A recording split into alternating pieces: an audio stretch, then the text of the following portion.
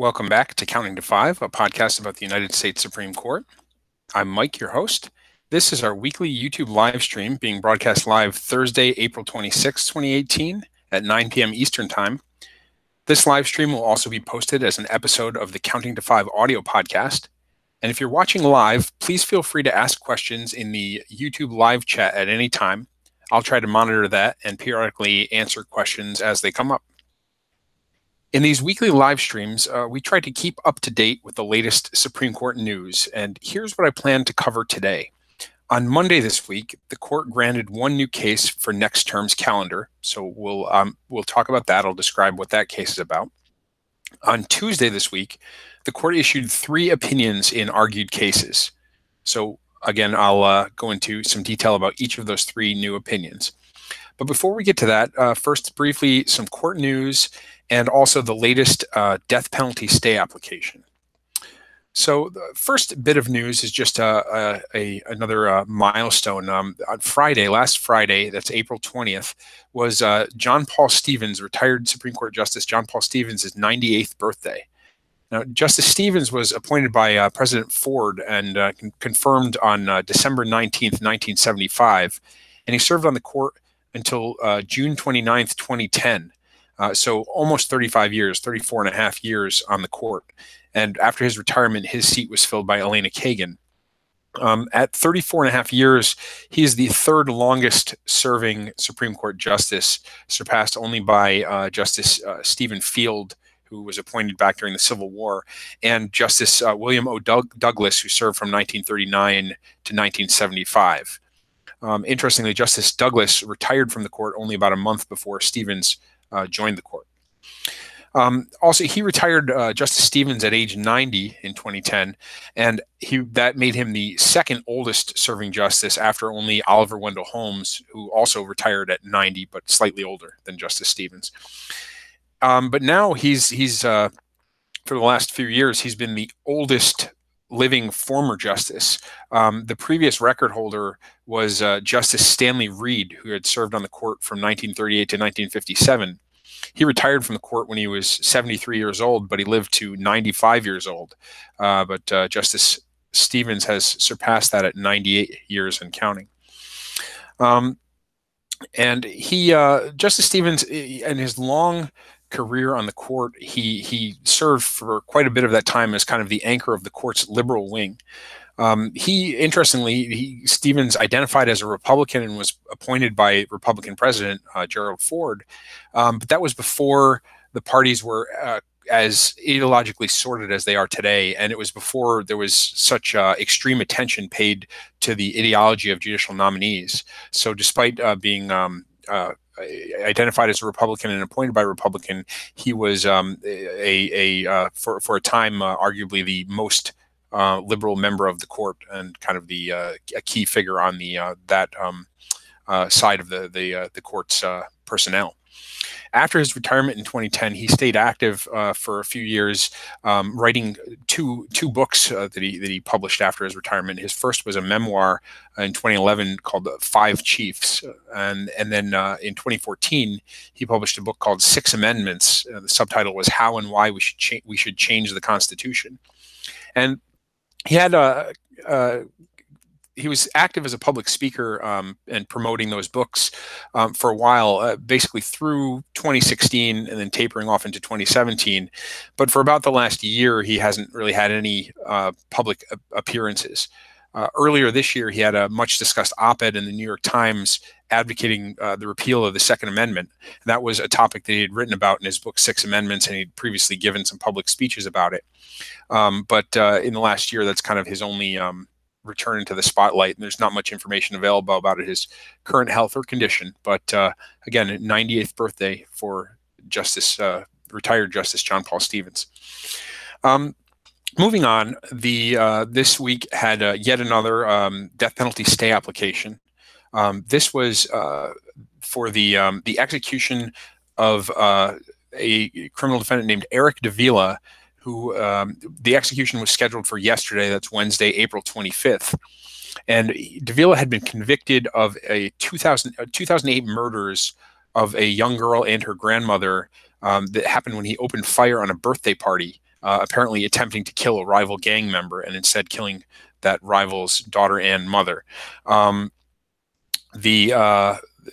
Davila raised several legal claims in his petition, his application to stay his execution. He had one claim for what's known as a Brady violation. That refers to the principle that prosecutors have an obligation to turn over exculpatory evidence to the defense. And here, Davila had argued that statements from his co-defendant showing that, or helping to show that Davila was heavily intoxicated at the time of the shooting, which might be relevant to his mental state at the time of the murders, were withheld from him.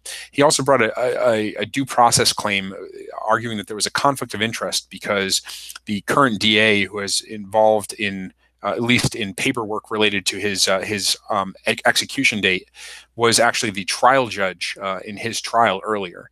And he's argued that this creates a conflict of interest. It's kind of the reverse of the typical conflict of interest in these situations. It's well established that someone who has served as a prosecutor in a criminal case cannot later serve as a judge in that same case, because the fact that they've been a party on one side of the case just makes them inevitably conflicted, and they can't serve as a neutral in that. But this is kind of the reverse of that, saying that someone who served as the neutral party at an earlier phase can't serve as a prosecutor, which seems like an odd reverse of the typical claim. And then he also brought a Sixth Amendment challenge. That's a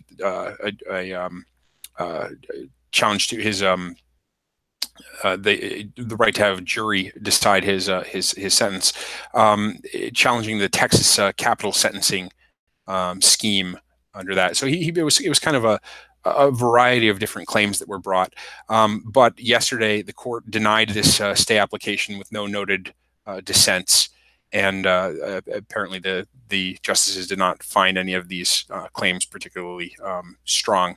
And Davila was later executed yesterday. Finally, one more small piece of news before we move on to digging into some of the cases. Today, April 26th, the court submitted to Congress various amendments to various federal rules of procedure. This is the federal rules of appellate procedure, bankruptcy procedure, civil procedure, and criminal procedure.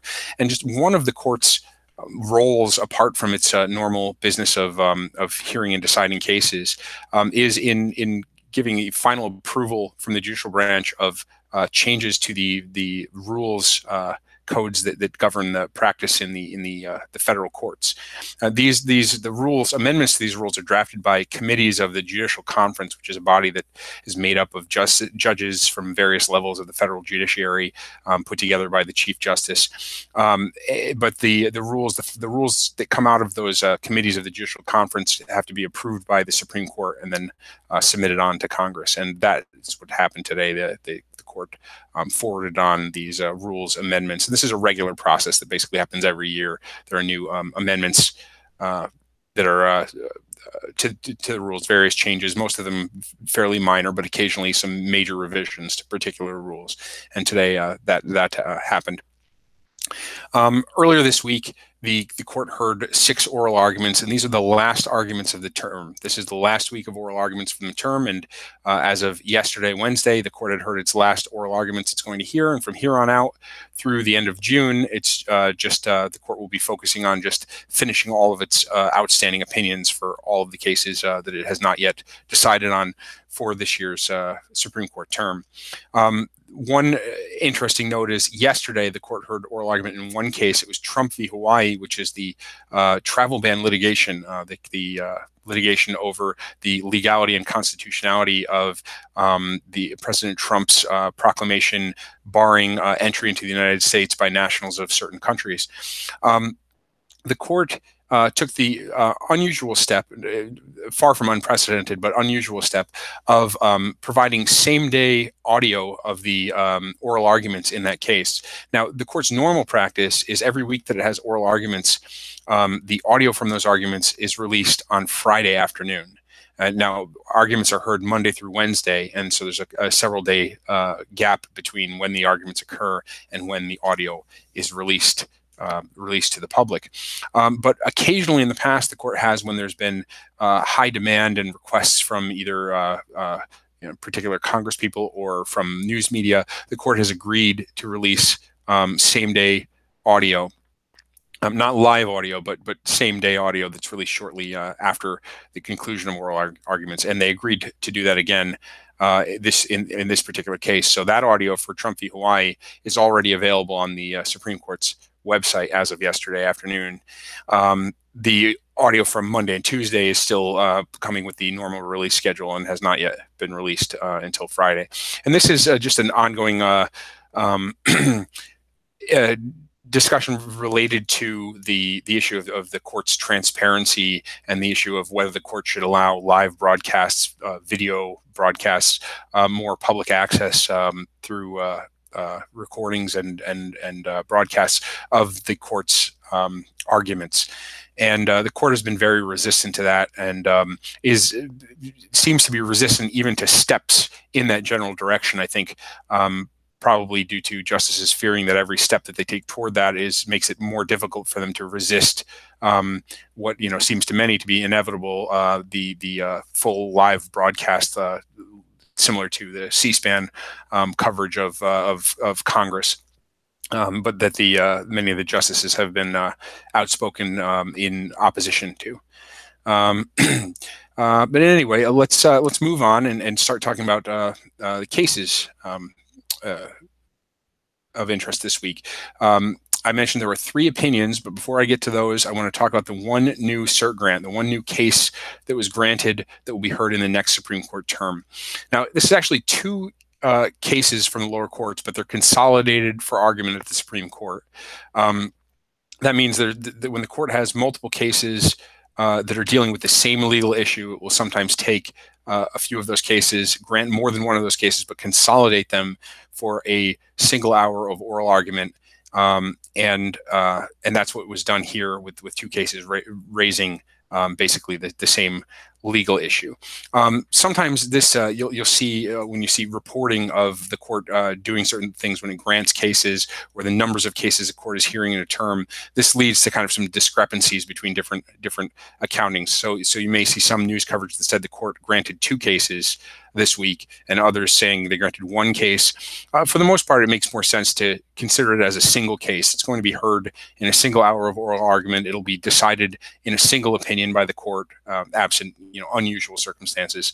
So typically it makes more sense just to consider it as a single case, because that's basically the way the court treats it. That brings the court up to 9 total cases so far for next term. These 9 cases that have been issued so far, most of them will end up on the court's October argument calendar, though just due to briefing schedules and things, it's possible some could be pushed back to a later month, to November or something else. But 9 cases so far, and again, we'll be watching that number through the end of June to see how the court's fall calendar, fall docket seems to be shaping up. So about the actual cases, so the 2 cases below, these are criminal cases. And the cases are United States v. Stitt and United States v. Sims. And these are cases about a statute called the Armed Career Criminal Act. And this is an act I've discussed previously on this podcast, but just to kind of summarize briefly what it's about. The Armed Career Criminal Act provides a 15-year mandatory minimum sentence for someone convicted of being a felon in possession of a firearm who has 3 prior violent felonies, or violent felonies, or certain drug offenses are also included. But there has been a lot of litigation over what fits within this category of violent felonies. Now, violent felonies is defined to include various different things, including various specific crimes. So the statute lists a number of specific crimes that qualify as violent felonies, and one of those crimes is burglary. However, burglary is not defined in the Armed Career Criminal Act. And the issue is that the various states, so burglary, when someone is charged with burglary, typically we're talking about a state burglary conviction. Most criminal law happens at the state level, not the federal level. The vast majority of criminal convictions happen in state court. And these state convictions can be the prior felonies that qualify someone for the mandatory minimum under the Federal Armed Career Criminal Act. So the courts need to figure out which state criminal offenses fit within these categories in the federal law. the problem is that states define many criminal offenses, and burglary is one of them, and they define them in very different ways. So a court needs to decide which state offenses that are called burglary or similar to burglary count as burglary under the Armed Career Criminal Act. And the court has previously described what counts as burglary, and this is what the court said. The court said in an older case that for the purposes of the Armed Career Criminal Act, burglary means any crime, regardless of its exact definition or label, having the basic elements of unlawful or unprivileged entry into or remaining in a building or structure with intent to commit a crime. And the court refers to this as generic burglary. So the question here is, which particular state crimes qualify as that sort of generic burglary? Now, interestingly, traditionally, when we talk about common law crimes, the traditional old definitions of crimes that were kind of inherited from the English law in the early days of the United States, under kind of traditional common law, burglary was actually more specific than that. There were additional things that had to be proved. Typically, it required proof that it wasn't just a building or structure, but it was a dwelling, that the burglary happened at night, that the person had an intent to commit a felony, not just any crime. But the generic burglary, as the Supreme Court defined it, is based on what the court saw as kind of the consensus view among the states about what burglary was in 1984, which is when the Armed Career Criminal Act was enacted. And at that point, burglary had been defined much more broadly than this kind of traditional common law burglary. And so that more broad definition that was common in 1984 is kind of what the court was trying to capture. So the issue here is the court, it uses something that it refers to as the categorical approach. And what the court says under this approach is basically, if the elements of a state burglary crime, the elements meaning the specific things that have to be proven, are the same as its description of generic burglary or narrower, so they're kind of encompassed within this generic burglary, then it counts for purposes of the Armed Career Criminal Act. And the court, it's not looking at the specific facts of a particular defendant's crime, but it's looking at how that crime that they were convicted of is defined under state law. So these two separate cases here, the one involves a criminal defendant named Victor Stitt, and he has 6 prior convictions for Tennessee aggravated burglary. And the other is a person named Jason Sims, who has 2 convictions for Arkansas residential burglary. So these are these two particular cases that have been consolidated. These are what's at issue: this Tennessee aggravated burglary and Arkansas residential burglary. And the issue in each of these, the statutes are different. They have different language. They're kind of structured a little differently from each other. But the main point here is that both of these statutes, the Tennessee and the Arkansas one, along with just including a structure or a building, they can also include vehicles. If those vehicles are, here's language in the Tennessee statute. It says, including a self-propelled vehicle that is designed or adapted for the overnight accommodation of persons and is actually occupied at the time of initial entry by the defendant. So that's how the Tennessee one defines it. And then Arkansas, it's structured differently, but they refer to a vehicle, building, or other structure in which any person lives or that is customarily used for overnight accommodation of a person. So they include vehicles in the definition of what can count as something that can be burglarized. However, it's not just any vehicle. It's a vehicle that is in some way designed or adapted for overnight accommodation, or is customarily used for overnight accommodation. So, this could be motorhomes or other structures like that, or vehicles like that, where people tend to live or sleep in those vehicles. So the question here is, do these definitions, the Tennessee and the Arkansas definitions, fit within just generic burglary under the Armed Career Criminal Act?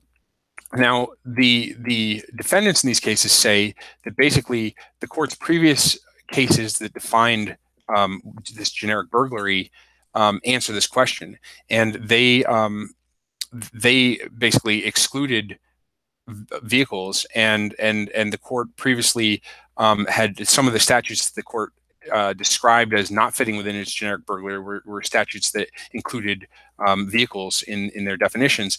And so they argue that this is basically already decided, and the fact that vehicles are included means that there are crimes that could be charged as Tennessee aggravated burglary or Arkansas residential burglary that don't fit within the generic burglary definition. So therefore, these crimes don't count.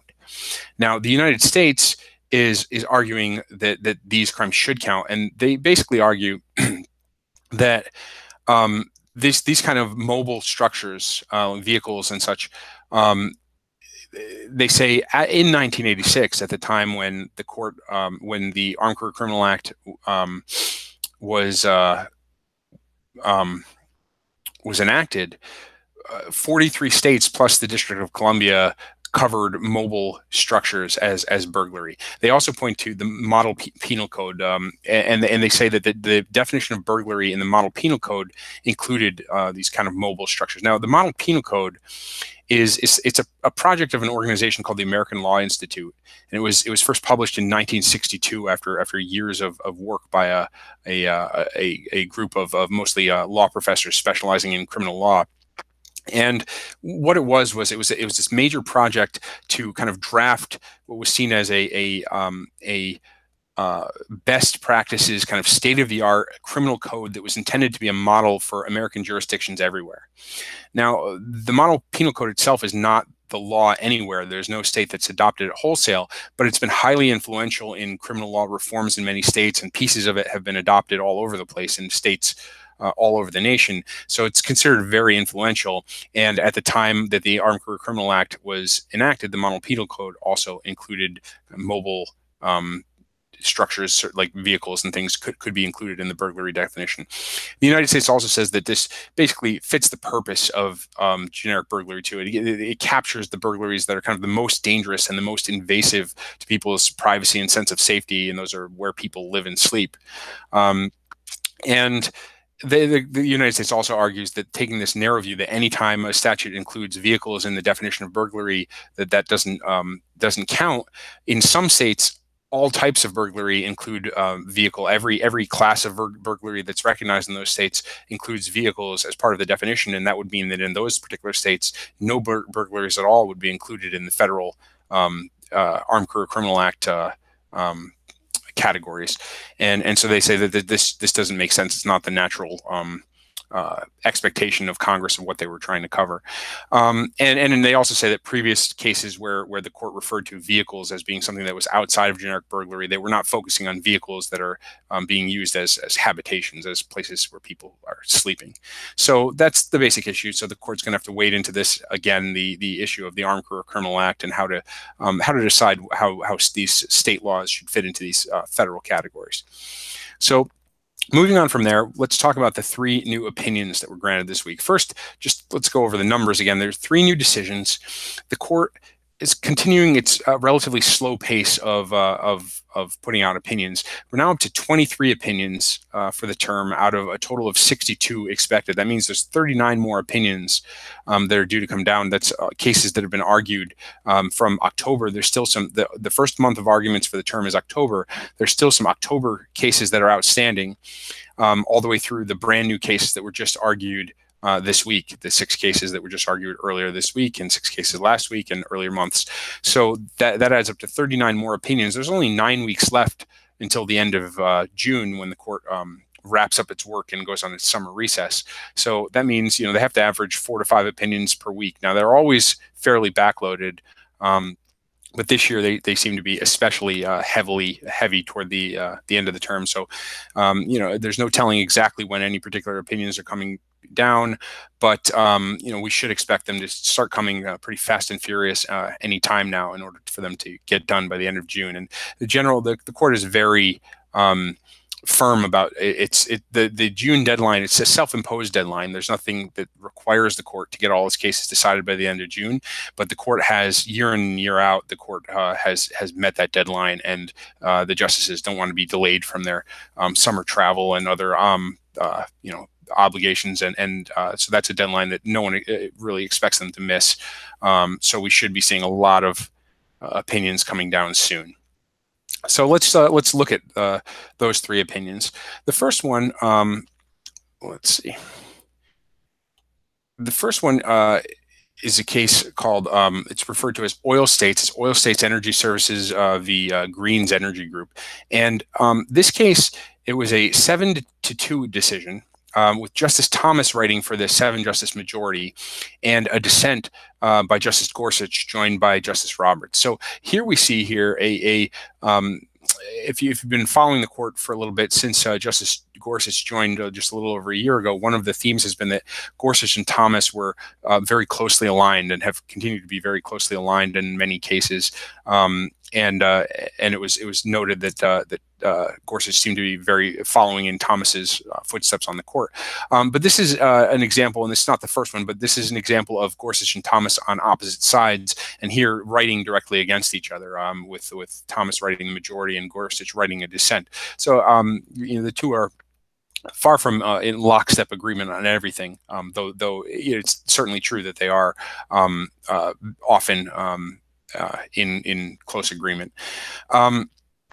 But again, so it was 7-2 with Justice Thomas writing for the majority. Now, this is a case. It's a patent law case, and there's two patent law cases among the three decisions this week, and they're closely related. We'll get to the other one in a little bit, but what it revolves around is both of these cases revolve around a process known as inter partes review, or IPR for short. And this is a relatively new process, a new procedure that came in a statute known as the America Invents Act, which was a 2012 law that made some fairly major changes to American patent law. And one of the changes that was made to it involved this new process called inter partes review, IPR, which is it's an adversarial process for re-examining patents by the PTO. And so the way it works is a party, if someone thinks that a patent that was previously issued by the PTO is invalid, this can be either so two of the requirements that have to be met in order to obtain a patent are that the patent is novel, so meaning it's something new, it's something that hasn't been done before, and that is non-obvious, meaning it isn't just a obvious extension from something that's done previously that was kind of isn't really adding anything new that someone skilled in that particular area wouldn't be obvious to them, and they wouldn't already have known from the previous existing inventions. And so under this process, if someone thinks some patent is invalid because it doesn't actually meet these novelty and non-obvious requirements, they can petition to the PTO to have that patent re-examined. Now, there were previously, before the America Invents Act, there were some previous procedures that were similar to this. There was an older procedure called ex parte re-exam, and another one called inter partes re-exam. That's different from the new inter partes review. And these were older procedures, but the new IPR has been much more.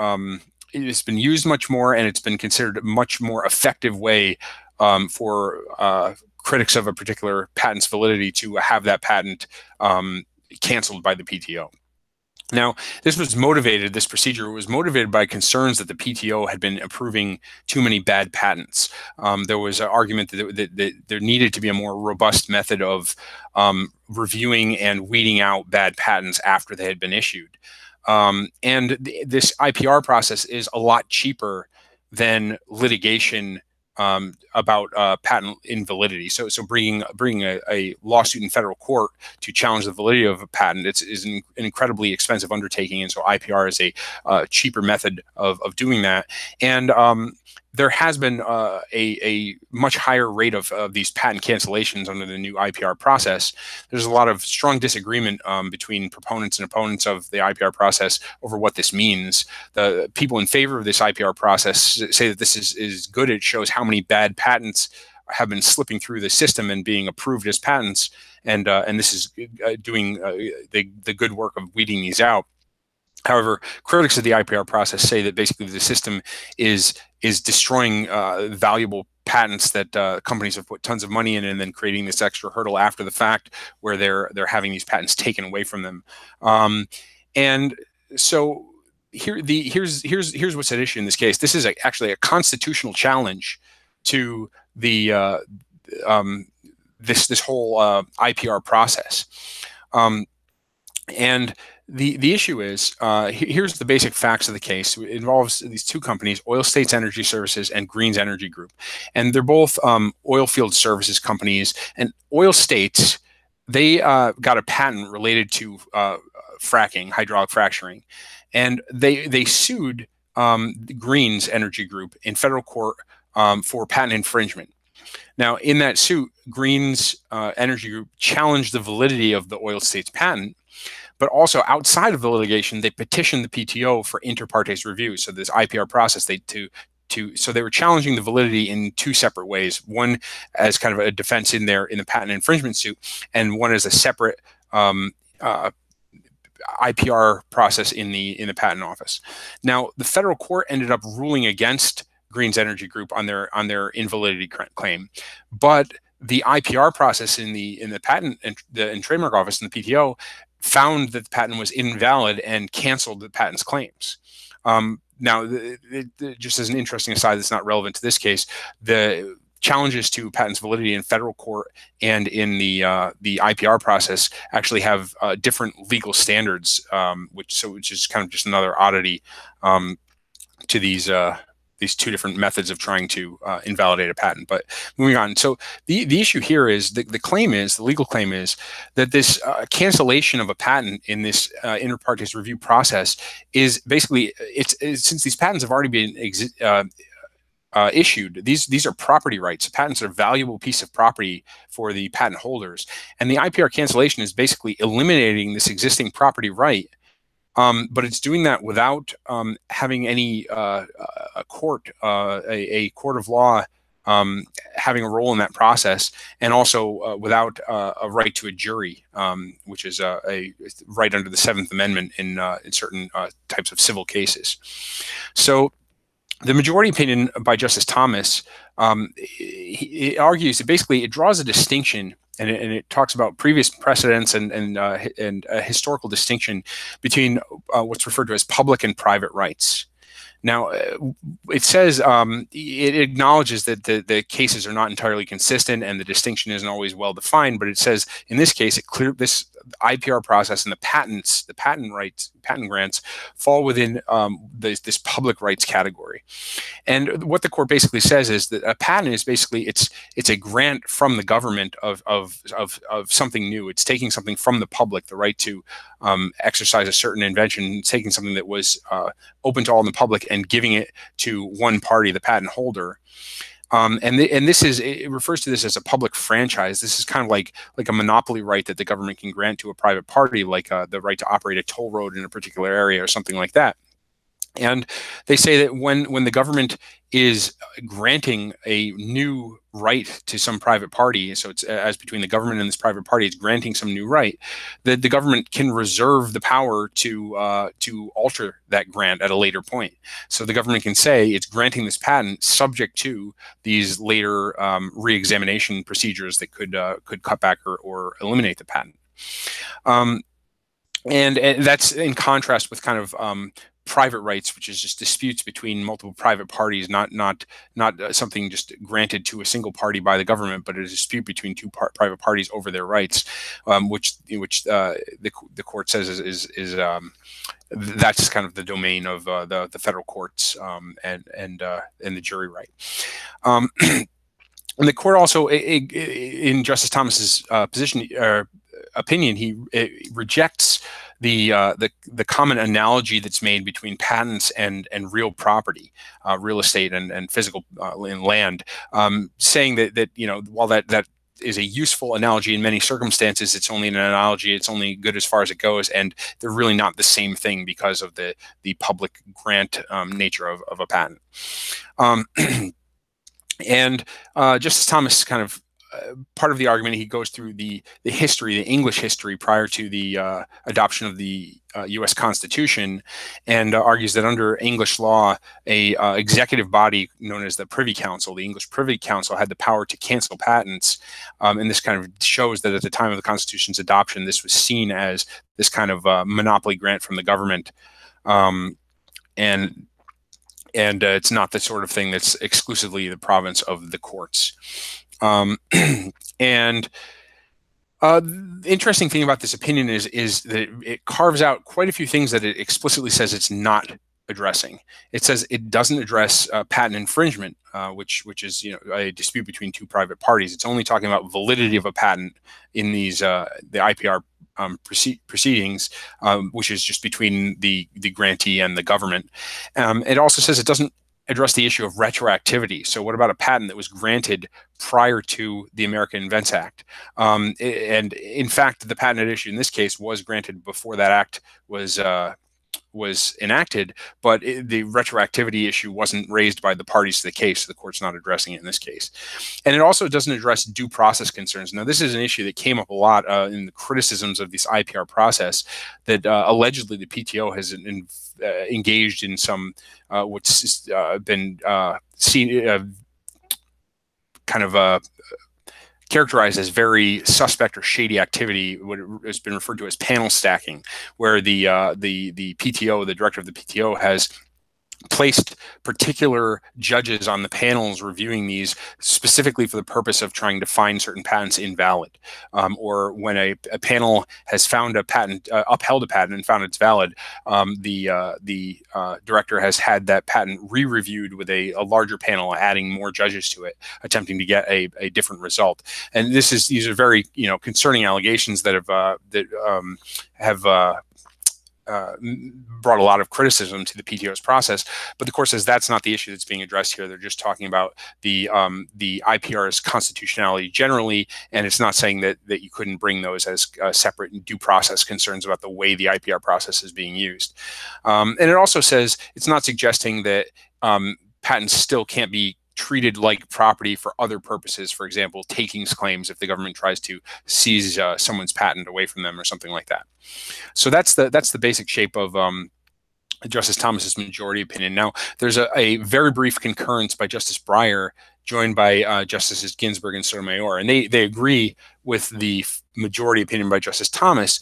However, they make the point, Justice Breyer makes the point in this one paragraph. He says that he doesn't take want take the majority's opinion to be implying that private rights can never be adjudicated outside of Article III court. So he agrees when you're dealing with public rights, that's not the sort of thing that that has to go to courts. It's something that an executive agency can deal with on its own in a proceeding like this.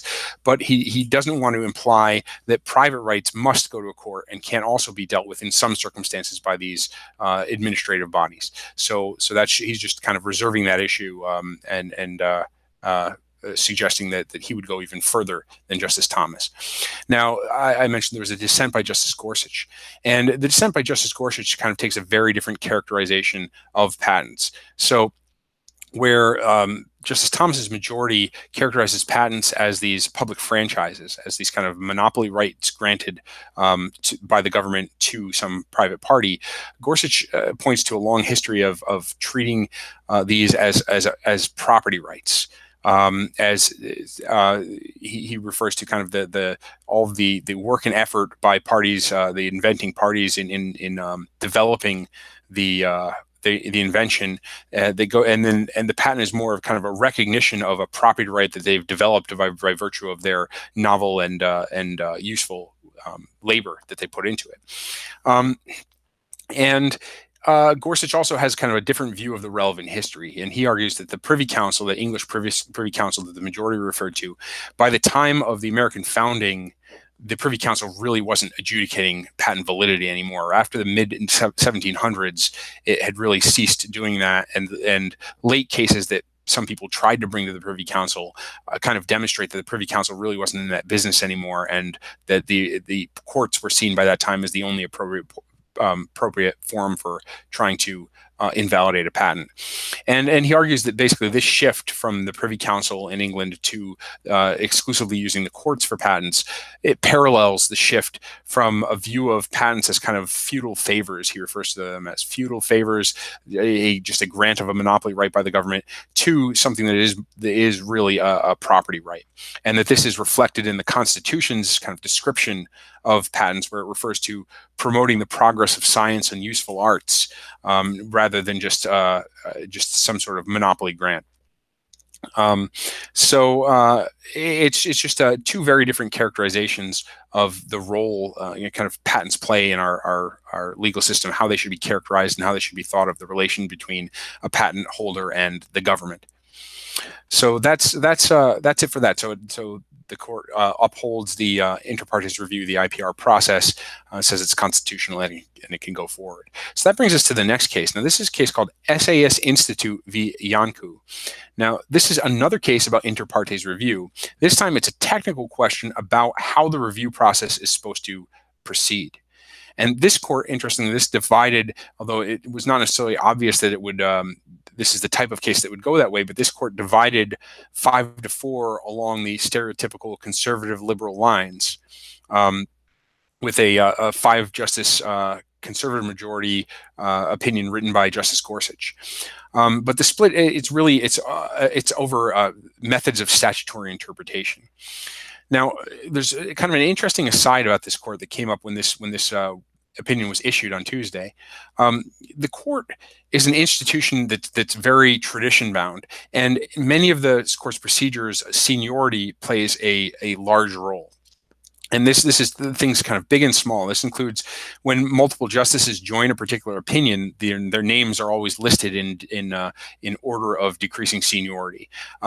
When there are concurring or dissenting opinions in a case, these are by multiple justices. These will be listed in order of declining seniority. Their order of seating on the bench at oral arguments, and even when they're sitting for official court photographs, is based on seniority by a particular arrangement. And also their seating in their private conference and the order that they vote is all based on seniority. So seniority is all over the place. Now, one of the places that seniority plays a role, it's just an odd little quirk, is when multiple opinions are issued on the same day. So when the court is issuing opinions from the bench and there are multiple opinions, they're issued in order of increasing seniority. So based on the authoring judge of the majority opinion. So when there are multiple opinions, the first opinion to be announced will be whatever opinion was written by the most junior justice that's announcing an opinion that day. And it's interesting because court watchers who are kind of watching this unfold, when a particular opinion is announced by a particular justice, normally that means that any additional opinions that will be announced would be from either that same justice or some more senior justice than that as you went along. So you can kind of eliminate, when one justice issues an opinion, any justice that's more junior than that justice can be assumed not to have any opinions that day, which some court watchers kind of make a game of trying to predict based on the opinions as they come out, which justices will be writing which opinions that have yet to be issued. And this is it's very speculative, and it's kind of, no one can ever figure this out with any degree of certainty. But people who pay very close attention to the court can often make some pretty educated guesses for certain cases of who will be writing them. And then this order of opinion announcements can tip them off of whether an opinion may or may not be released that particular day. It's just an odd little thing. But here, something odd happened. Normally, so Justice Thomas and Justice Gorsuch, when both of those justices issue opinions on the same day, normally Justice Gorsuch would be issuing an opinion first. Here, court watchers were surprised. Justice Thomas issued the opinion in the oil states, the one we just discussed. And that was immediately followed by Justice Gorsuch issuing this opinion in SAS Institute. And that kind of caught people off guard because it's out of the normal order. Now, the consensus is there's an obvious explanation, which is that this case, which deals with a particular question about the procedure for the IPR, the inter partes review, this would have been completely irrelevant if the court had invalidated IPR review, had found that it was unconstitutional in the first place. This case kind of has to assume the existence of IPR as a valid method of re-examining patents. And if the court had issued this opinion first, it kind of would have been a spoiler. It would have given away the result in oil states before that case was even announced. And it's possible, this is just purely speculative, but there's a possibility that this case, this SAS Institute case, this opinion may have been ready earlier. It might have been ready at an earlier week or some earlier time in the term, but was being held until oil states was finished. because basically this case depends on oil states in order to be worth anything at all. And technically, until an opinion is released to the public, it's not final, and justices can change their votes at any time. Now, given that oil states was a 7-2 opinion, it wasn't likely that anything was going to change at the last minute. But technically speaking, nothing was final. So maybe they were holding this case, waiting for oil states. So that's just a little aside about just quirks of Supreme Court procedure. But let's move on and talk about the actual case. So the issue here is pretty simple. The statute that establishes this, the IPR, the inter partes review, it gives the Patent and Trademark Office discretion about whether to initiate the IPR. So a private party petitions the PTO and says that a particular patent should be found to be invalid, and then the PTO looks at that and decides whether or not it wants to initiate that. Now, and the basis is it has to decide that at least one or more of the claims in the patent are likely to be found invalid. Now, just briefly, claims. What are claims? A patent has one or more claims, and a claim is just the technical definition of the covered invention. So the claim, it defines certain elements that have to be included to make up a particular patent, and claims are extremely important because that really specifically defines what a patent covers, and some invention later that includes the elements that are in a particular claim can infringe that earlier patent. But a patent may have multiple claims. It's very common for a patent to have multiple claims. These are typically just various variations on a particular invention, or they may be broader or narrower versions of the claimed invention. But a patent may have a number of different claims, and each claim has to meet those same standards of being novel and non-obvious. So someone can challenge one or more claims of a patent.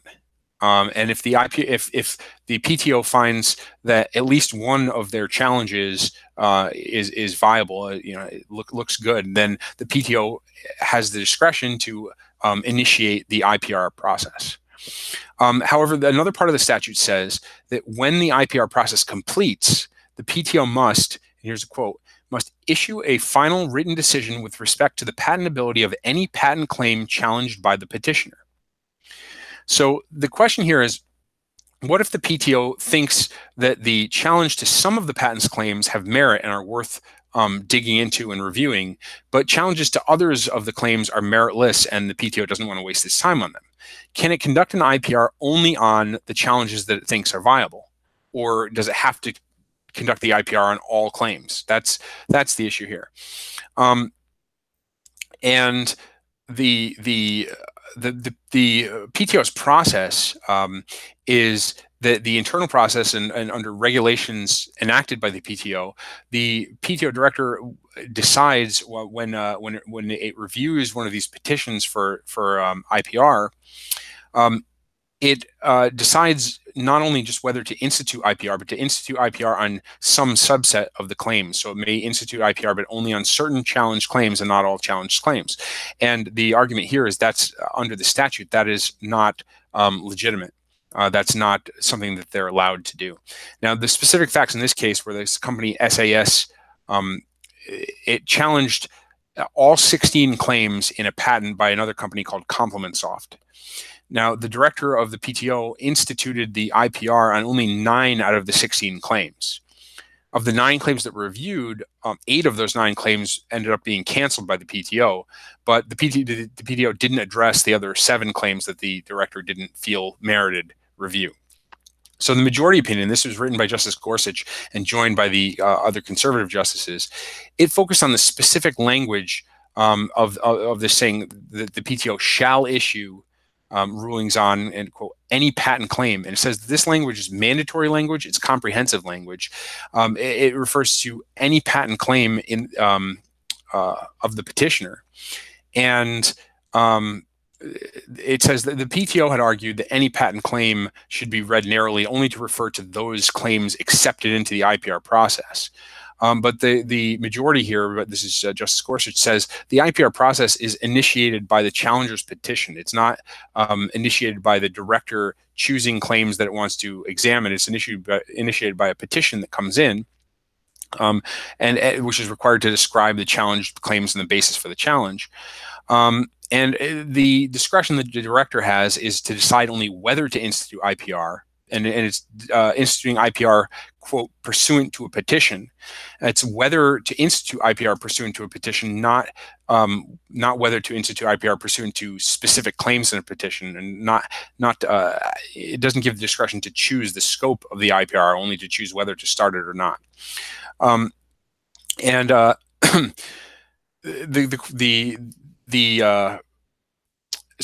Basically, Justice Gorsuch's opinion is a very textualist opinion, meaning it focuses very carefully on the very specific language of the patent statute, and from that tries to discern, what exactly is required and allowed, and compares the similar language used in various portions of this IPR statute.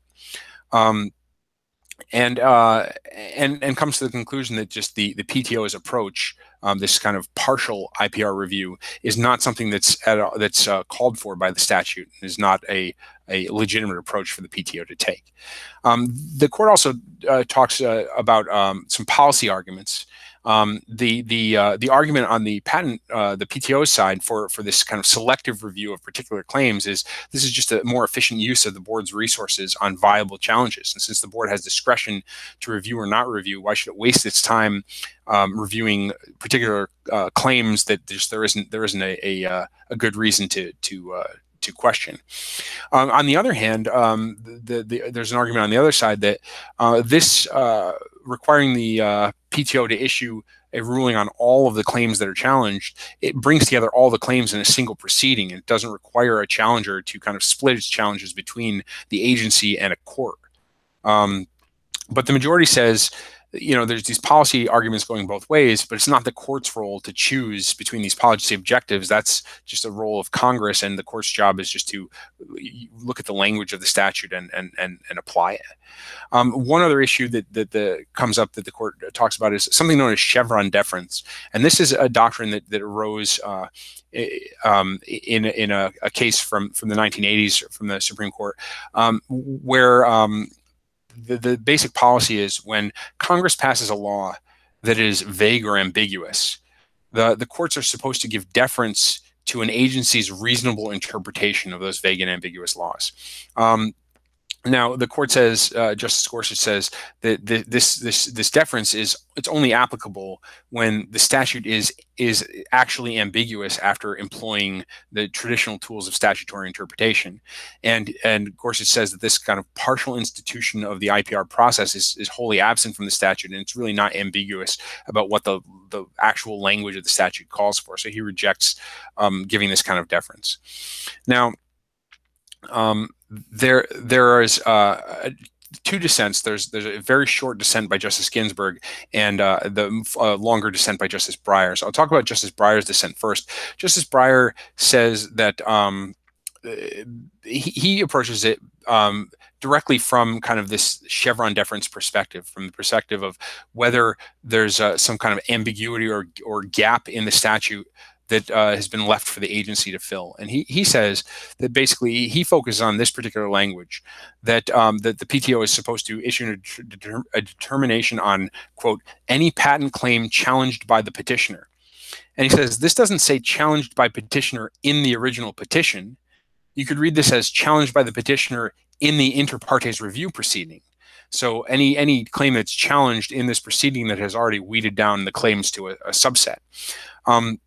And he says that this particular provision requiring this determination on any claim challenged occurs in the part of the statute that's dealing with the IPR process, not the earlier part that's talking about the contents of a petition. And he points to the purpose. The director of the PTO is given a broad discretion on whether or not to institute an IPR. Why would Congress want to give this overall discretion on whether or not to institute, but deny this narrower discretion on allowing claim by claim re-examination in the process. And then Breyer goes on to talk about Chevron deference specifically. Interestingly, Breyer notes that he views Chevron, so Chevron deference usually has this well-known two-step process that courts are supposed to go to. They first see if the particular issue has been explicitly resolved by this language of the statute, and then if not, they ask whether the agency's interpretation is reasonable. And Breyer basically says he doesn't hold to that rigid two-step process, but only he uses Chevron kind of as a loose rule of thumb about the need to give deference to agencies. This is Breyer has long been kind of a skeptic of Chevron, a critic of it. Now, Chevron is a very controversial doctrine in recent years, but most of the criticism of Chevron comes from what's more the conservative side of the legal spectrum. But Breyer is a long time kind of Chevron critic or skeptic, coming from the more liberal side. Part of that is Breyer's very distinctive dislike of rigid rules of any type, and his appreciation of more flexible, less determinate standards. But interestingly, that one specific paragraph where he describes his kind of loose approach to Chevron, Justice Kagan explicitly refused to join that paragraph of his opinion. And Justice Kagan is much more of a formalist. She really puts much more weight in specific legal bright line rules and rigid legal categories. So it's kind of it's just interesting to see this distinction between these two justices. And in any case, Justice Breyer concludes that this statute's complexity and its delegation of authority to the agency should lead the courts to give great deference here. He points out that the agency went through the formal rulemaking process, which kind of gives more weight to its determination, and says that this is basically a reasonable exercise of the PTO's authority. So he thinks that the court should have upheld this partial review process. Now, there was also a short dissent by Justice Ginsburg, also joined by the other three dissenting justices, Breyer, Sotomayor, and Kagan. And she just points out that the director could basically do an end run around the majority's decision. She says the director could deny if someone filed a petition and the director thought only some of the claims were viable, the director could deny this petition while indicating to the party that the PTO would be willing to accept a more limited petition that only challenged certain claims. And that would allow the director, through this kind of two-step process, deny but indicate to the party that they would accept a narrower one, and then, assuming the party refiles their petition, a more limited petition, then accept that. So Ginsburg basically argues that there's no sense in requiring people to jump through these hoops when they can work around like this. Gorsuch did respond to this argument in his majority opinion, saying just because the director may be able to maneuver around the requirements of the law doesn't justify the court rewriting or changing the law on that basis. So he makes that. But it's interesting because Ginsburg seems here to just be kind of giving her advice to the PTO about, well, saying, I think the majority decided this case wrong. PTO, here's how you can get around it and keep doing what you've been doing anyway. So it's just interesting to see that little concurrence there. That brings us to the last of the three opinions issued this week. This opinion is a very long opinion, and with a bunch of different opinions, different concurrence and dissents, and somewhat complicated. But I'll try and run through pretty quickly what this is about. The case is called Jesner v. Arab Bank. Now, this is a case about something called the Alien Tort Statute. And the Alien Tort Statute was a provision of the Judiciary Act of 1789. That was an act by the very first Congress that first established the Supreme Court and the federal judicial system, the federal court system. And this opinion, this also divided along the 5-4 stereotypical conservative liberal lines. The lead opinion was by Justice Kennedy, joined by the other four conservatives. However, Kennedy only had a majority for parts of his opinion. He was joined completely by Chief Justice Roberts and Justice Thomas, but Justices Gorsuch and Alito wrote separate concurrences, and they only joined parts of Kennedy's opinion. And then there's dissent by Justice Sotomayor, joined by the other three more liberal justices. So here's the basic idea of what this case is about. Now, the plaintiffs in this case were they were representatives of people who had been killed or injured by terrorists overseas. Now, this was dealing with terrorist attacks in the Middle East over about a 10-year period. And there were allegations that Arab Bank, which is a major Jordanian financial institution, Arab Bank is liable for these terrorist acts for facilitating the transfer of money to terrorists. There's accusations that they maintained accounts for terrorist groups, and also that they allowed payments to be made to the families of suicide bombers. And there's a kind of some connection between this Middle Eastern terrorism and Jordanian financing and the United States, because Arab Bank has a branch in New York City, and some dollar-denominated payments were processed through Arab Bank's New York branch. So that's kind of the American connection to this case. Now, the Alien Tort Statute is a little complicated what it's all about.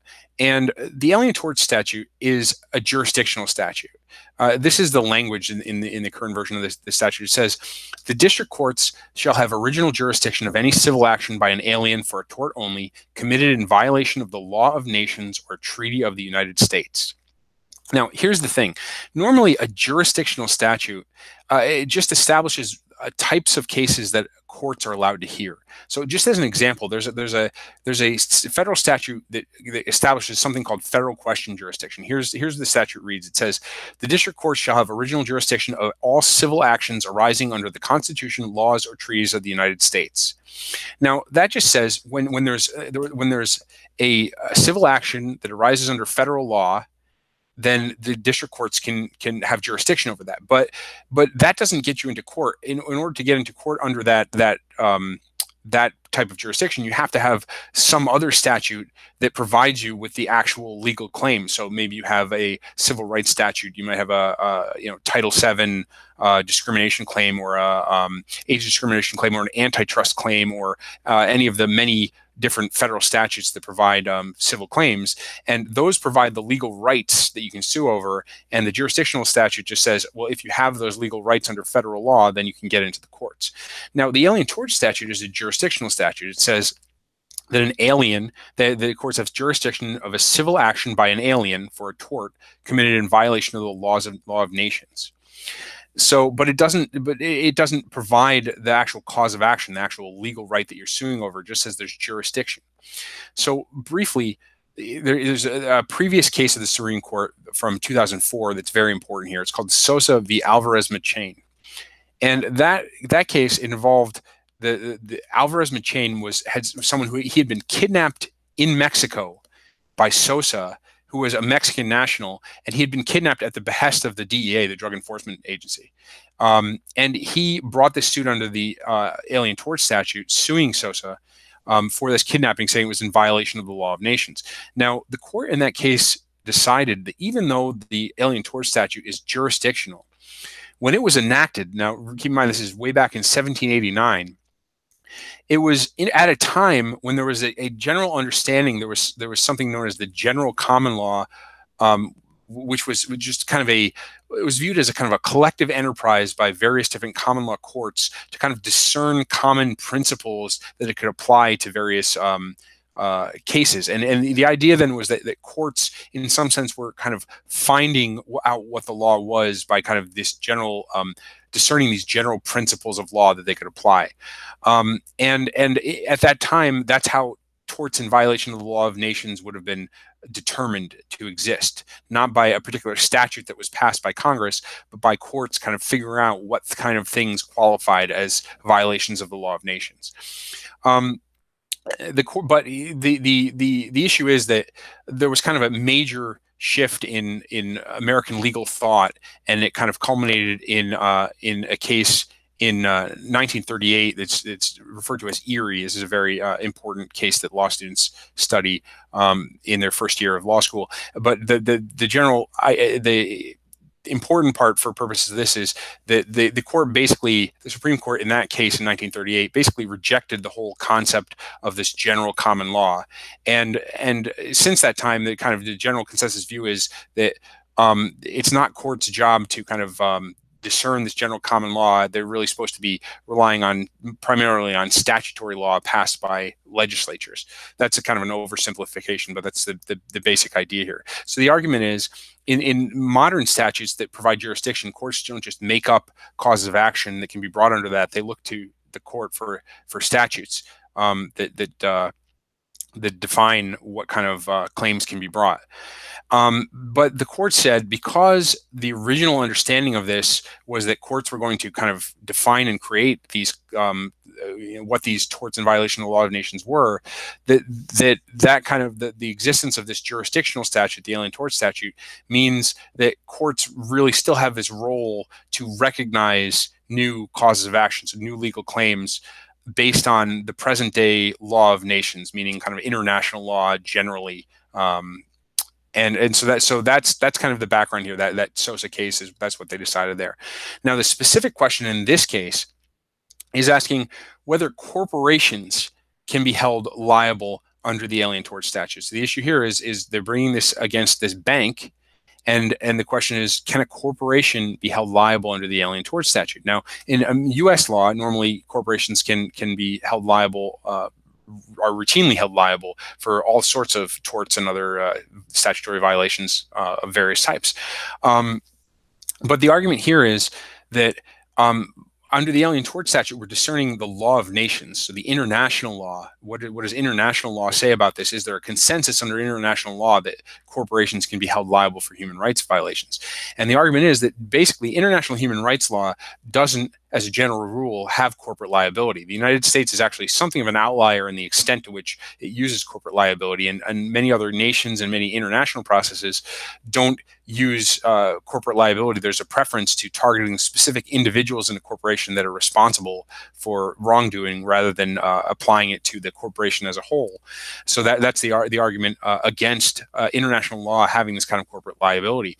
On the other hand, there's an argument that says that really what the court's role in deciding whether there's a claim under the Alien Tort Statute is just to decide whether the international norm is something that is well established. So the norm would be about supporting terrorism, and whether you can hold a corporation liable is just a question about the remedial regime, about how you're going to compensate people, and that's just a matter of local law, of the domestic law of whatever country is applying it. That's not the issue of international law. International law should just be asking what types of acts is there a consensus are a violation of the law of nations, and then allow the individual nations' laws to determine how you remedy that. That's the argument on the other side. Now, the lead opinion by Justice Kennedy basically argues that the court should be hesitant here. Under the Sosa opinion, the court was supposed to decide two things. One, whether there's basically this international consensus on the norm involved. And two, whether despite that norm, the court should exercise judicial discretion to not create that because of the problems that could arise by courts kind of creating these new causes of action. And Justice Kennedy argues that this judicial discretion should be exercised here. The court should be hesitant to act where Congress hasn't acted. He says this applies equally to things like corporate liability, and it's a very heightened concern in foreign policy context. He says that the Alien Tort Statute, the whole point of it, why it was passed in the first place, to give foreigners a right to sue in American courts, was intended to serve international harmony by giving a procedure where foreigners who were aggrieved by some American could come into U.S. courts and get some sort of remedy for that. But here, it's instead being used for the opposite by imposing massive U.S. liability for acts with only a tangential connection to the U.S. It's kind of stirring up all kinds of diplomatic tensions. In this case with Jordan, who's a key U.S. counterterrorism ally. And for 13 years now, there's been this ongoing diplomatic tensions over this case. And also he points out that numerous foreign governments have objected to Alien Tort Statute litigation in the U.S. because of they feel this overbroad extraterritorial application by the United States. So Kennedy basically says, if the Sosa language about the courts using this discretion before applying new causes of action is taken seriously, the court should not allow corporate liability in this case.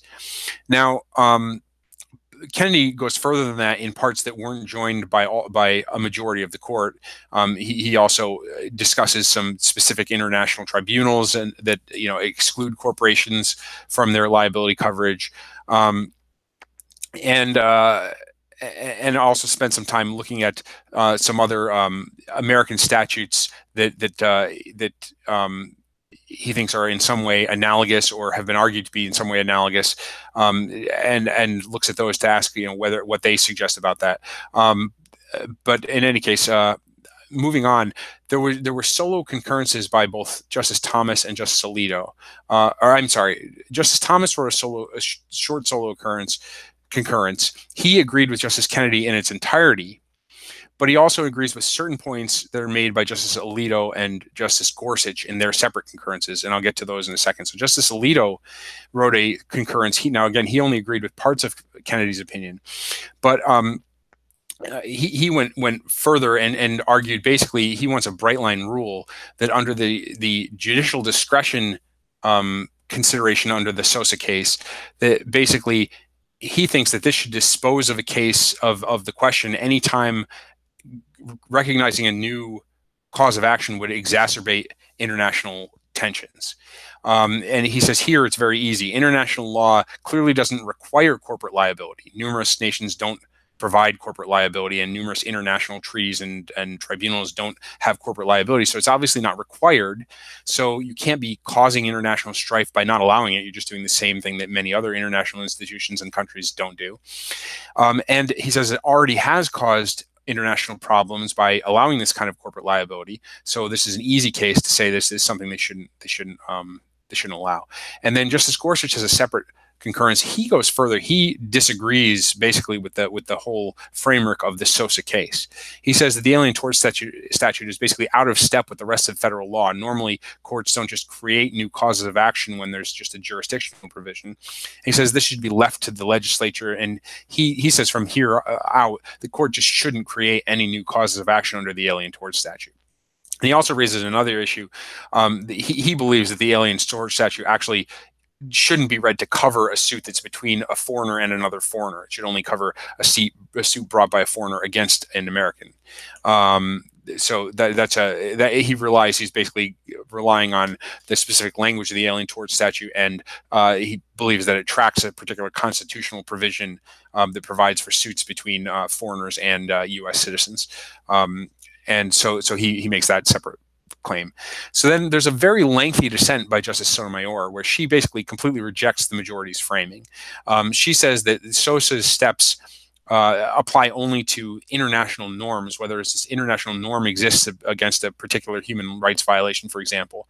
But the enforcement of the norms is left to domestic law. So this whole question of corporate liability is just a U.S. question, and in U.S. law, corporate liability is very well established. And then she goes on to give a very lengthy analysis of various sources cited by the majority, international tribunals, international agreements, and also the statutes cited by Justice Kennedy as things to compare with this proposed cause of action, and just has a very different analysis of all of these, and shows, kind of distinguishes why she believes they don't give support to the majority's opinion, and that she believes there shouldn't be basically an exception for these these alien tort claims from the normal principles in American law that allow corporate liability. So that's just in brief. That's what this alien tort statute case is about. And with that brings us to the end of this live stream episode. Our next live stream will be a week from today, Thursday, May 3rd at 9 p.m. Eastern time. And our usual weekly live stream times are Thursdays at 9 p.m. Eastern, but you can always check the Counting to 5 YouTube channel to see when the next scheduled live stream will be held. Next week's live stream, so tomorrow, that's Friday, April 27th, the court has another of its private conferences. So it will be issuing an orders list Monday morning. There's a chance of as always, a chance of newly granted cases in Monday morning's order list. And it seems like there's a high likelihood that at least one or more opinions will come out on Monday, just because, as I mentioned before, the court has a large backlog of unreleased opinions so far, and we're starting to run out of time in the term. So there's decent odds, though there's been no announcement. We don't know yet for sure, but there's at least decent odds that we'll see at least a few opinions coming out on Monday as well. So that's what I hope, depending on what comes out, I hope to talk about newly granted cases or new opinions in next week's live stream, but we'll see what happens. Of course, there's always the possibility of emergency orders, other interesting developments. So we'll take those as they come. And whether you're watching on YouTube or listening to the audio podcast, I'd love your feedback. You can leave comments on the show notes at countingto5.com, on the Counting to 5 YouTube channel or Facebook page. You can tweet at countingto5 or send an email to mike@countingto5.com. And please subscribe to the Counting to 5 YouTube channel or audio podcast to make sure you don't miss future episodes. Thank you for listening. This has been Counting to 5.